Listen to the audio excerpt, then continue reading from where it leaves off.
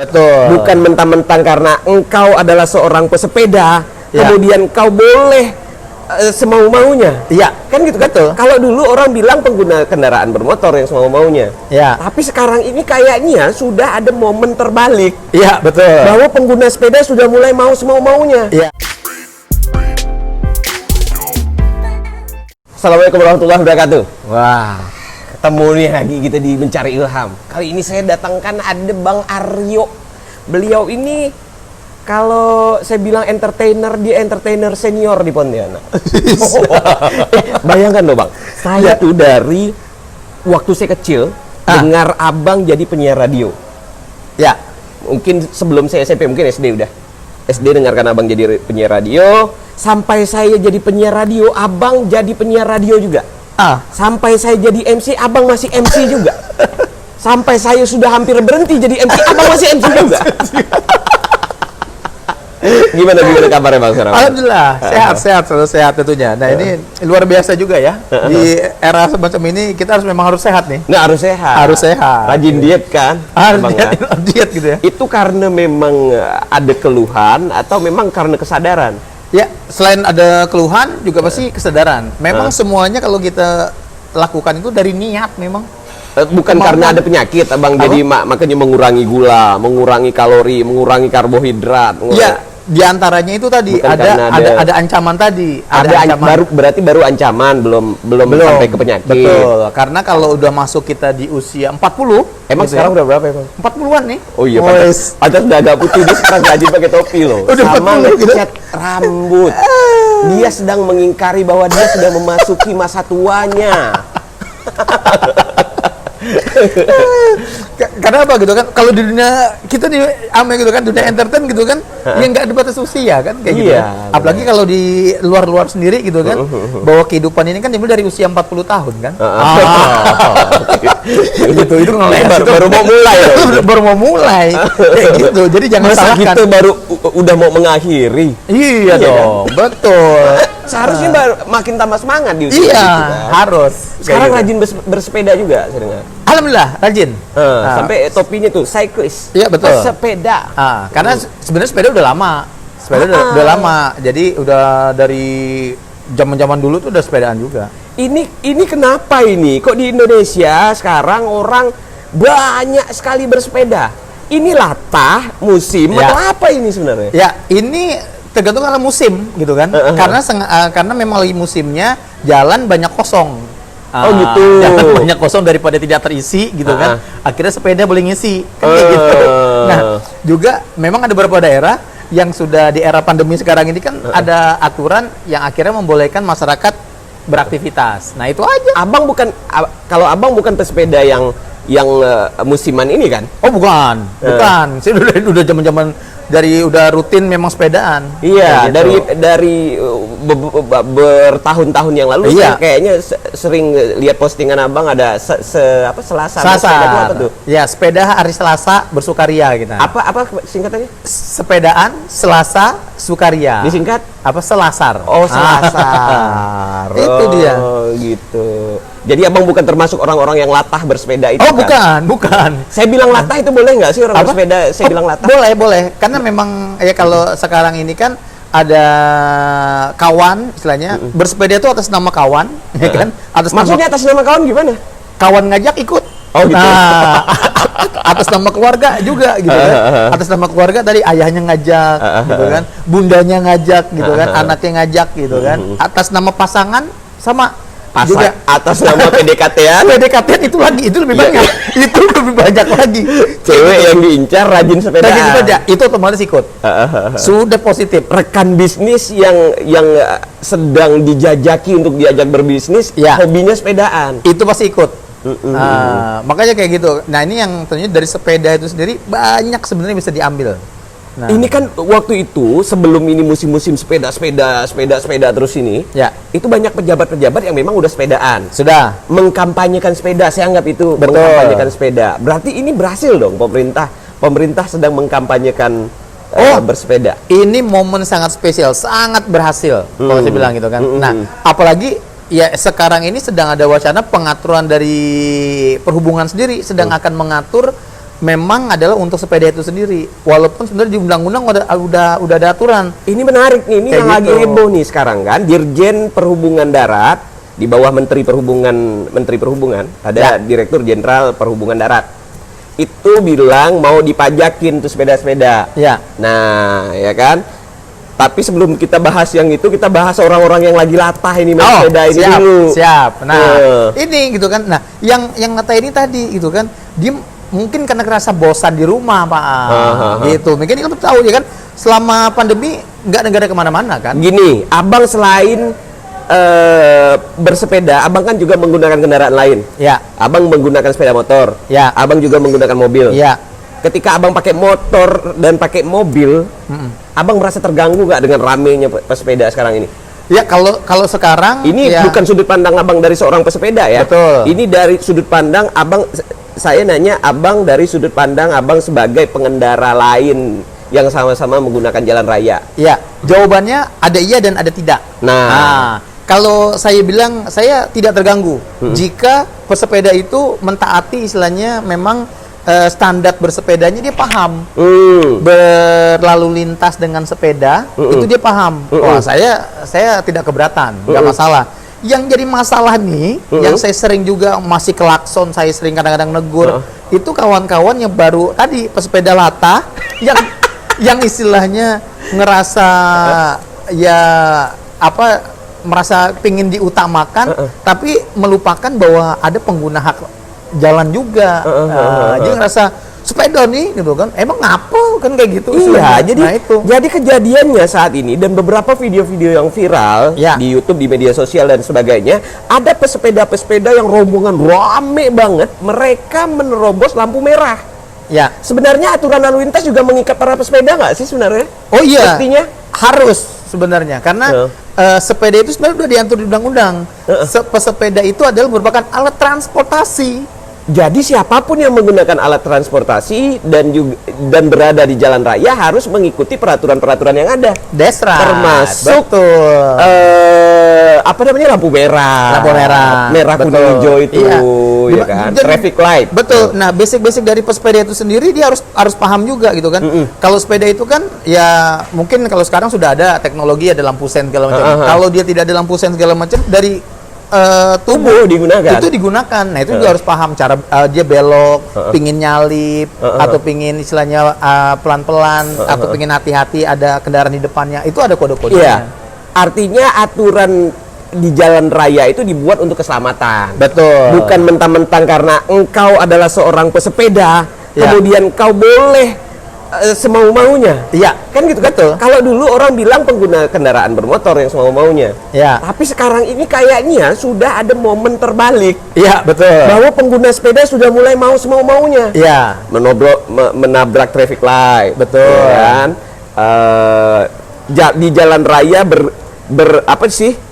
Bergandengan Dia itu apa tuh? Lebih dari dua baris. Lebih dari dua baris. Lebih dari dua baris gitu Bang, ya. jalan kita ini belum siap untuk para pesepeda yang banyak.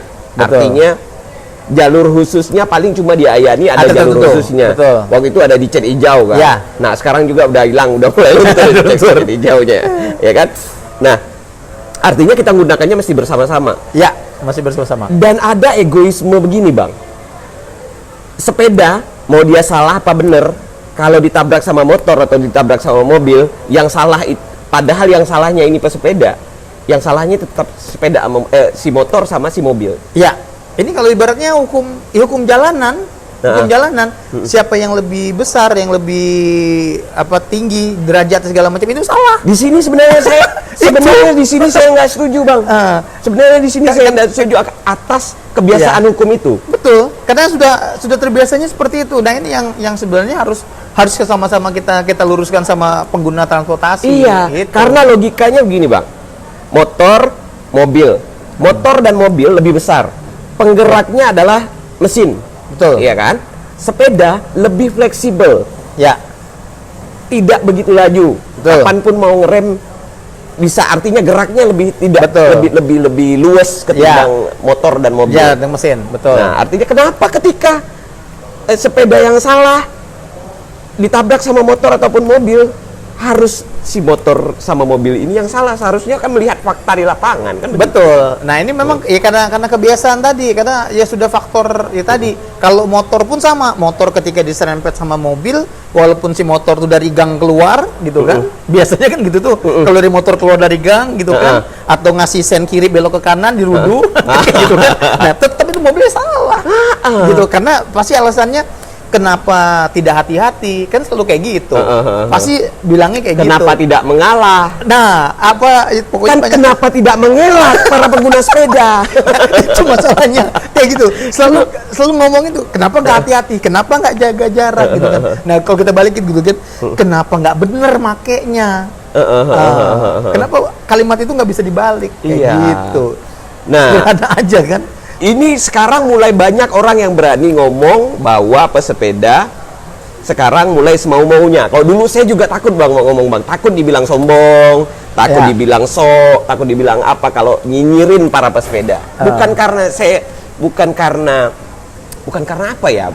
Maksud saya begini bang, saya sering tuh ngantarin istri pagi-pagi, sering ngantarin istri pagi-pagi kerja. Maklumlah biasanya pagi ada masanya kita mau cepet kadang kan, ada masanya kita mau cepet. Ya. Sementara bang, sering para pesepeda itu mereka tidak hanya bermain di weekend, Betul. mereka juga bermain di weekday. Ya. Abang tahu pesepeda? Saya nggak tahu tuh apa tuh pesepeda yang dia kalau yang buat balap-balap bang. Ya, road bike itu ya, sepeda road bike. Road Ya. bike. Nah mereka kan selalu Beriringan. dan mereka beriringan dan mereka dengan santainya mereka mengambil jalur sebelah kanan. Itu benar apa enggak? Ya, tinggal sekarang melihat dulu posisinya. Apakah dia memang hanya melintas biasa kayak gitu? Kalau itu tidak diperbolehkan. Atau dia juga ada agenda kegiatan. Kalau mereka latihan? Kalau latihan itu memang ada jalur, memang tidak bisa langsung ngambil ke kanan. Nah, Karena mereka begitu. Karena kalau di aturan itu ya sepeda lagi latihan segala macam tetap ada pengawal istilahnya. Saya pernah mengalami dua-duanya bang kejadian Kayak itu gitu. bang. Dimana saya mesti cepet ngantar istri. Kalau telat kan gajinya dipotong, kesian nih. si betul, istri betul. nih. Iya kan? Iya. Nah, sementara ada event. Kalau nggak salah itu saya waktu itu sepertinya event. Event sepeda. Ya. Event sepeda di weekday. Kalau nggak salah itu ada pejabat-pejabatnya juga. Ya. Abang tahu lah siapa pejabat-pejabat yang Ah. suka bersepeda, ya Ya. kan?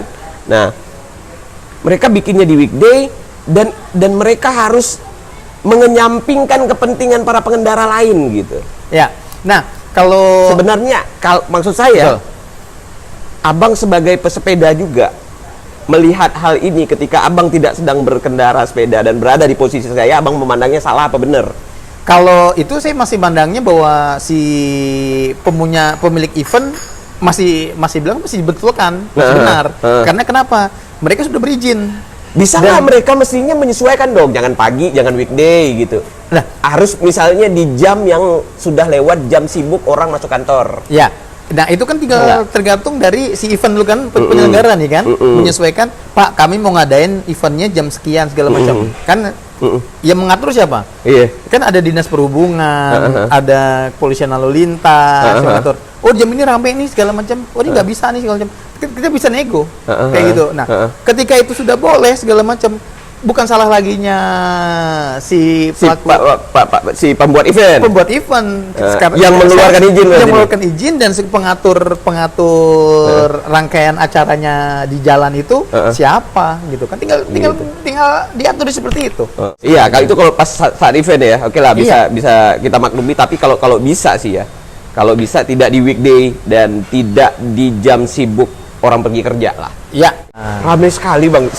Seneng sih lihatnya. Oh, kita kayak misalnya kalau kita lihat Jepang misalnya gitu Ya. kan, mereka bersepeda rame-rame, jalan Betul. kaki rame sekali. Jadi Ya. apa ya, bisa lebih ramah lah Betul. sama alam. Karena gitu tadi masing-masing negara itu kan berbeda-beda posisinya. Kan memang yang paling terbanyak itu tadi diantaranya Jepang, terus ada di Belanda, di Amerika segede itu aja masih hitungan masih semraut. Iya. Nah, yang benar tuh kayak Jepang sudah teratur, terus juga di Afrikanya sendiri itu, di Hawaii sendiri, di Australia itu sudah tertata. Nah, ini yang kembali lagi bahwa kendaraan bermesin itu lebih mahal. Gitu. Mahal dia. Jadi yang mau punya mobil misalnya gitu kan harus mikir berkali-kali untuk dia karena punya, pajaknya gede. Karena pajaknya gede gitu kan. Akhirnya saya sambil minum kopi nih, Bang. oh siap gitu kan. Oh. Itu kopi. Dengar-dengar Abang jualan kopi juga. Oh iya, itu kan kopi bubuk gitu kan, kopi biasa. Saya gitu kan, saya tuh nggak ngerti kalau minum kopi yang kekinian sebenarnya. Saya tetap kopi yang tradisional. Oke. Nggak ngerti saya. Oh. Dengar-dengar Abang juga jual kopi. Betul. Nah, kopi apa tuh? Ini spesial, ini drip bag. Oh, ini drip bag nih. Jualan kopi. Iya bener. Nah, karena kenapa? Ini karena job MC udah kurang atau apa ini? Karena musim corona nih. Musim corona. Jadi kita menyiasati, itu pertama gitu kan. Ini adalah fungsinya untuk juga melihat warung kopi banyak tutup kan kemarin. Iya. Nah, pada bingung mau ngapain nih. Dia nggak bisa jualan karena nggak boleh, ya kan, nggak boleh berjualan, nggak boleh ngumpulin orang banyak gitu kan. Nah, akhirnya tercetuslah buat ini nih. Oh gitu. Akhirnya saya bermain kopi gitu kan. Itu apa namanya tuh, Bang? Ini ada drip bag, kopinya Liberica Pia Berry jenisnya. Piberi ini brandnya Abang atau nama jenis kopinya? Ini jenis kopinya. Kalau saya itu belanja pasar. Brand saya itu belanja pasar. Oh, belanja pasar tuh belanja pasar. brandnya. Belanja pasar. Jadi produk-produk di pasar tuh ada kopi gitu kan. Banyak sih yang saya lakukan kayak apa gitu. Nih, enaknya kopi ini nih apa nih? Ini enaknya, ini kopinya bukan bentuknya bubuk dia. Jadi masih kalau kita bilang tuh masih biji yang kayak gula pasir. Nah, bentuknya seperti itu. Agak kasar dikit. Agak kasar. Daripada bubuk kopi itu. Betul. Jadi ada ukurannya, kalau pas lagi kita roasted ada giling tuh ada ukurannya. Jadi belum terhalus, dia bukan narus. Di atasnya lagi sedang-sedang. Nah, ini yang bisa untuk disaring terbaik. Nah, penyajiannya gampang aja. Jadi kayak gini. Jadi ini tinggal dirobek aja posisinya. Di dalam ini sudah ada dia kayak kertas saring yang bentuknya itu kayak apa sih ya, kayak keranjang gitu. Ada keranjang kayak gitu. Nah, itu yang diisi kopi. Ada kopi dalamnya, tinggal dituang air panas. Tuang air panas saja penggunaannya. Tetesannya itu yang jatuh ke cangkir. Cangkir. Itu yang diminum. Itu yang diminum. Sama kayak kopi saring. Sama kopi saring. Itu kayak sikti, kata orang kekinian tuh kayak sikti atau Vietnam drip kayak gitu. Nah, tapi ini dibuat ke drip bag. Jadi kayak tas kopi di dalam tas. Ini dijual berapa nih, Bang? Apa? Dijual berapa? Ini 10.000 satu. Oh, nanti saya beli ya? Ini 10.000 satu. Gitu.